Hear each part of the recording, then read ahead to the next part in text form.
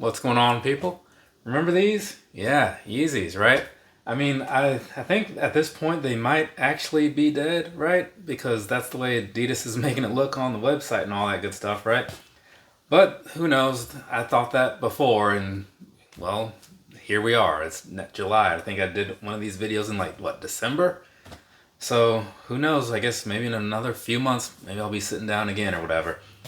But I don't know. I'll deal with the future in the future. You know what I'm saying? We're just going to deal with right now, right now. See that down there, side of the box and all that good stuff? I don't know if it's useful to anybody out there, but I guess there's a slight amount of value in there, depending on who you are and what kind of content you're looking for out of this video or whatever.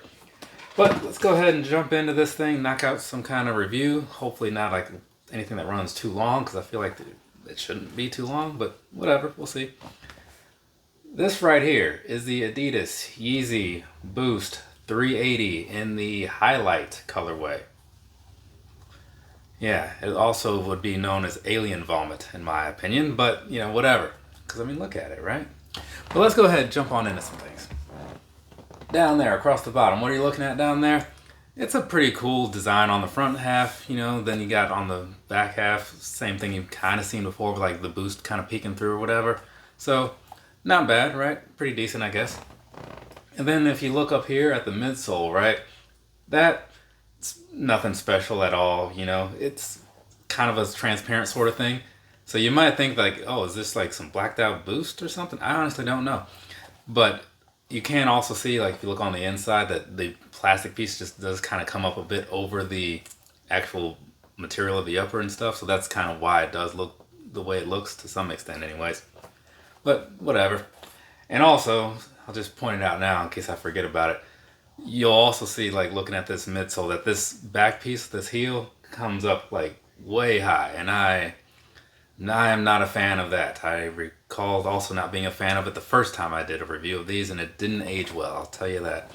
So here's this. Let's go ahead and move on, give you some other pictures to look at or whatever real quick, right? Because even though there's not a whole lot going on in here, there's some cool little details to it, right? So there is that piece of it, right?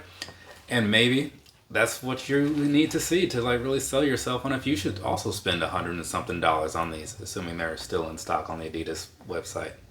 But whatever.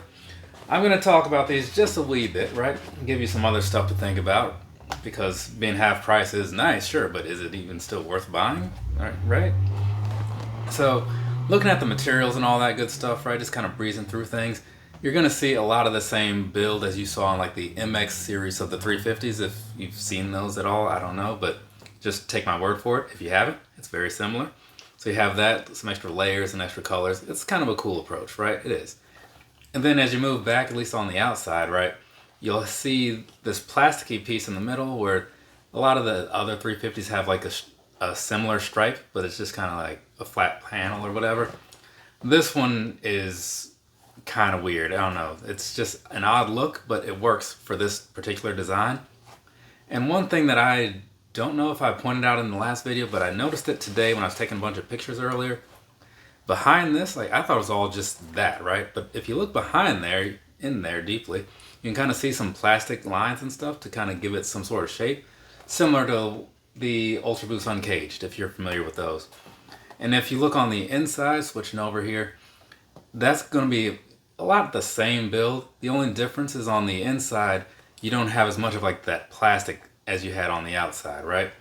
So there's that piece of it, because this one is like super transparent, and this on the inside it's not so much, but still a similar approach, right? And then as far as everything else, it's pretty much all going to be the same build, right? Not a whole lot really going on with it to explain, because once you've seen one piece of it, you just see that everywhere, you know what I'm saying?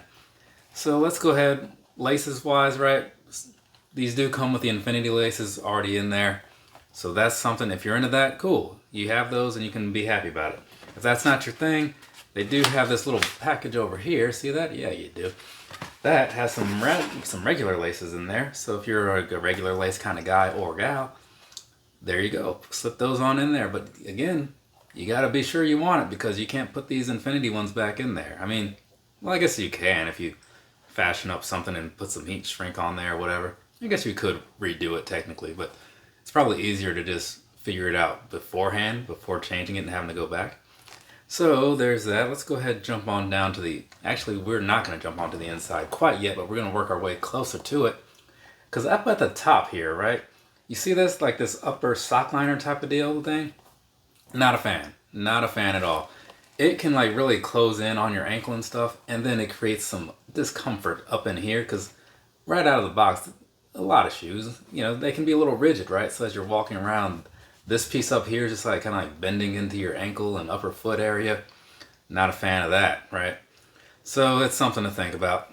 Like if you have like bigger ankles, I guess, or whatever, that's something you should probably know going into this. And then one thing on that while we're talking about it, if you would happen to wear low socks, I don't, so I can't really speak on it exactly, but on the back piece here, that could be a factor. It looks like it should be fine. It looks like it wouldn't feel bad, but again, I just bring it up because it's something to think about. So there's that. Let's jump onto the inside, right?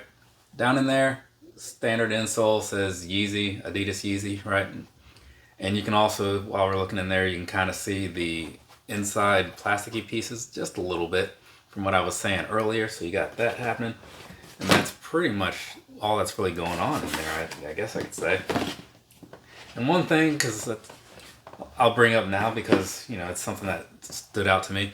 When I first took these out of the box and I saw this little tag on here, the thing that jumped out at me was like the plastic piece, because they moved over to doing like twine type things, you know, this little ropey stuff, like seemingly a while ago, I guess in 21, according when these other shoes were made.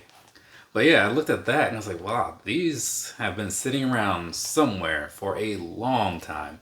Where exactly? I don't know. What was their big game plan? I'm curious. I am. Was it really to just wait out Kanye West things so they could sell these for half price? I would assume not, because that seems dumb. But whatever. So, personal thoughts. Let's go ahead and do that. Personally, right?